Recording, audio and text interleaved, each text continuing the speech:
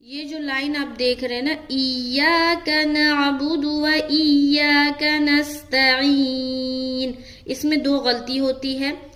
اکثر و بیشتر لوگ پڑھتے ہیں ایاک نعبد و ایاک نستعین، کچھ لوگ تو یا تشدید کے اوپر سختی نہیں کرتے، جیسے کہ پڑھنا ہے ایاک، کیا پڑھنا ایاک، بعض لوگ شد ہی ہٹا دیتے ہیں، پڑھتے ایاک، یعنی کہ گویا کہ شد ہے ہی نہیں۔ ایاک شد کا معنی ہے کہ آپ کو ملانا ہے، شد والے حرف کو 2 مرتبہ پڑھا جاتا ہے، تو پیچھے والے حرف سے جب ملائیں گے تو ہماری آواز سخت قسم کی ہونی چاہیے، ایاک ایاک۔